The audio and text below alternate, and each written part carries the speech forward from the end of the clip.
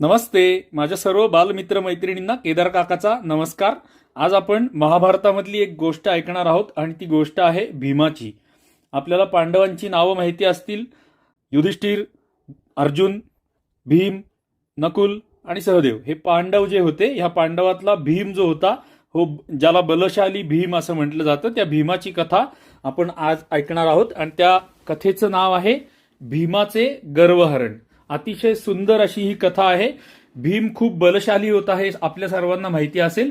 या बलशाली भीमाच्या गर्वाचे हरण करणारी किंवा हरण सांगणारी ही कथा, सुंदर कथा आज आपण ऐकणार आहोत। चला तर मग गोष्टीला आरंभ करूयात। पांडवांनी दिग्विजय प्राप्त केल्यावर श्रीकृष्णाच्या संमतीने राजसूय यज्ञ केला। कौरवांवरती विजय प्राप्त केल्यानंतर पांडवांनी एक राजसूय यज्ञ केला होता। आपण नंतर कधीतरी राजसूय यज्ञ म्हणजे काय ते कुठल्या तरी दुसऱ्या गोष्टीमध्ये बघूयात। सध्या आपण पुढे जाऊयात या गोष्टीमध्ये। यज्ञाच्या वेळी ब्राह्मणांच्या अनेक पंक्ती तिथे उठत होत्या। अनेक पंक्ती उठत होत्या म्हणजे यज्ञाच्या वेळी अनेक लोक जेवायला येत होते, गावाच्या गावं जेवायला येत होती आणि तिथे त्याला म्हणतात पंगत, आणि त्या पंक्ती उठत होत्या म्हणजे अनेक लोक त्या ठिकाणी जेवत होते। भीम ब्राह्मणांना आग्रह करून वाढीत असे आणि नमस्कार करून सांगत असे की सावकाश जेवा, काय पाहिजे ते मागून घ्या, पण पानात घातलेले लाडू जर टाकलेत तर मी ते तुमच्या शेंडीला बांधीन। म्हणजे भीम ब्राह्मणांना आग्रह करायचा, त्यांना लाडू आग्रहाने वाढायचा आणि त्यांना धमकी पण द्यायचा की जर तुम्ही मी वाढलेले लाडू खाल्ले नाहीत आणि जर ताटात टाकून दिले तर मी ते लाडू तुमच्या शेंडीला बांधीन, अशी धमकी सुद्धा भीम त्यांना द्यायचा, कारण भीम बलवान होता।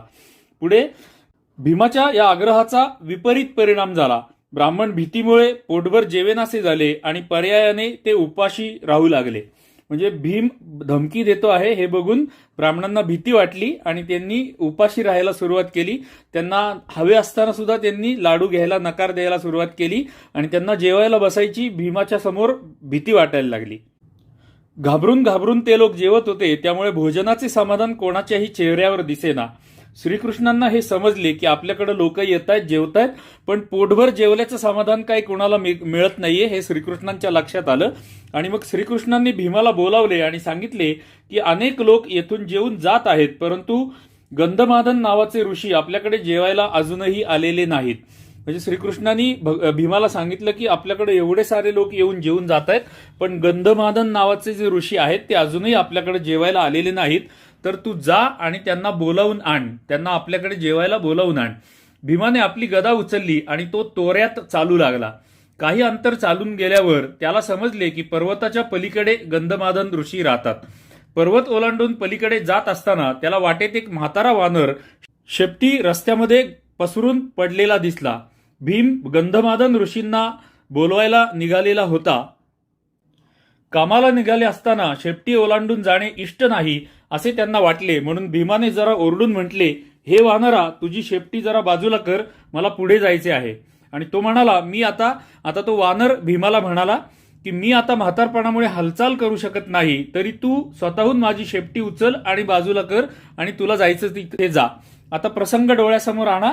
एक म्हातारा वानर शेपटी पसरून बसलेला आहे, भीमाला पुढे जायचं आहे, पण रस्त्यात शेपटी आलेली आहे आणि भीमाला असं वाटतंय की मी जरी शेपटी ओलांडून गेलो तर अपशकुन होईल, म्हणून मी ह्या शेपटीला ओलांडून जाऊ नये।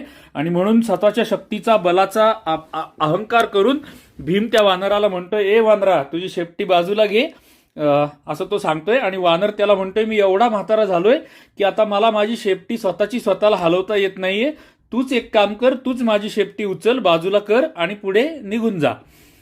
भीम परत ओरडून त्या वानराला म्हणाला, शेपटी बाजूला कर, शेपटी बाजूला केली नाहीस तर मी तुला चिरडून टाकीन। वानर म्हणाला, मी अशक्त झालो आहे, तुला काय करायचे असेल ते कर। आता वानर शेपटी हलवत नाहीये, बाजूला घेत नाही, उलट आपल्यालाच शेपटी उचलून बाजूला करायला सांगतो। याचा भीमाला प्रचंड राग आला आणि त्या वानराला त्यांनी धमकी दिली की हे तू जर माझं ऐकलं नाहीस आणि स्वतःची शेपटी बाजूला केली नाहीस तर मी तुला चिरडून टाकीन, माझ्या गदेनी मी तुला मारून टाकीन, असं त्या वानराला भीमाने धमकी दिली। वानर म्हणाला, मला तर माझी शेपटी हलवता येत नाही, तुला काय करायचं असेल ते आता तू करू शकतोस किंवा तू कर, असं भीमाला वानरांनी सांगितलं। पुढे भीमाने काय केलं, भीमाने ठरवलं, चला ठीक आहे, कुठे याच्या नादाला लागताय, म्हणून त्यांनीच भीमाने आपण स्वतः त्याची शेपटी बाजूला करण्याचा निर्णय घेतला। भीमाने पहिल्यांदा आपल्या करंगळीने शेपटी बाजूला करण्याचा प्रयत्न केला. आता भीम एवढा बलवान होता की त्याला वाटलं की ही शेपटी हलवायला माझा हा पूर्ण हात कशाला पाहिजे, मी नुसत्या करंगळीने याची शेपटी उचलून बाजूला फेकून देऊ शकतो. म्हणून भीमाने पहिला करंगळीने शेपटी बाजूला करण्याचा प्रयत्न केला, परंतु शेपटी काही जागची हालेना. म्हणजे भीमानी करंगळीने शेपटी हलवण्याचा प्रयत्न केला, पण ती शेपटी काय उचलली जाईना किंवा जागची हालेना. म्हणून त्याने डावा हात लावून प्रयत्न केला. आता करंगळीनी नुसती शेपटी हलत नाहीये, उजवा हात कशाला लावायचा, म्हणून भीमाने डावा हात त्या शेपटीला लावला आणि डावा हाताने शेपटी उचलण्याचा प्रयत्न केला किंवा शेपटी हलवण्याचा प्रयत्न केला. नंतर दोन्ही हातांनी शेपटी बाजूला करण्याचा प्रयत्न केला. आता करंगळीनी शेपटी हलली नाही, डावा हात लावला, पूर्ण डाव्या हाताची ताकद लावली, तरी सुद्धा शेपटी हलेना. ती जड एवढी भयंकर होती की शेपटी जागची हलायलाच तयार नाही. म्हणून त्यांनी काय केलं, पुढे आपले दोन्ही हात लावले आणि दोन्ही हाताने सर्व आपलं सामर्थ्य पणाला लावलं, परंतु शेपटी काही जागची हल्ली नाही. हे बघून त्याचे शरीर घामाघूम झाले. आता एवढीशी वानराची छोटीशी शेपटी, भीम एवढा मोठा बलवान व्यक्ती, आणि ती शेपटी ह्याच्या दोन्ही हातांनी ताकद लावून सुद्धा हलत नाही. एवढी ताकद लावली, एवढं सामर्थ्य वापरलं, एवढं बळ लावलं की भीम पार घामाघूम झाले, तरी सुद्धा शेपटी काही जागेवरची अजिबात हल्ली नाही. त्याच्या घामाबरोबर अहंकारही निधळू लागला. म्हणजे जसा जसा भीमाला घाम येत होता तसा तसं त्याचा अहंकार जो होता, आपल्या स्वतःच्या शक्तीवरचा, बलावरचा जो अहंकार होता, तो त्याला गर्व होता, तो हळूहळू कमी व्हायला लागला. भीमाने विचार केला, हा कोण बरे असावा, हा काही साधा वानर दिसत नाही. आत्मनिरीक्षणानंतर त्याला समजले की समुद्र ओलांडून लंकेला गेलेला हा हनुमंत आहे. म्हणजे भीमाच्या मनामध्ये विचार आला की हा काही सामान्य वानर मला दिसत नाहीये. सामान्य वानर असतं तर माझ्या एका करंगळीच्या नखानी सुद्धा मी याची शेपटी उचलून बाजूला फेकून दिली असती. माझे दोन्ही हात आणि संपूर्ण सामर्थ्य लावून सुद्धा यांची शेपटी हालत नाहीये. म्हणजे हा कोणी सामान्य वानर नाहीये. आणि म्हणून भीमाने जेव्हा विचार केला तेव्हा त्यांच्या लक्षात आलं की हा समुद्र ओलांडून लंकेला गेलेला हनुमंत म्हणजे मारुतीच आहे, हे त्याच्या लक्षात आलं.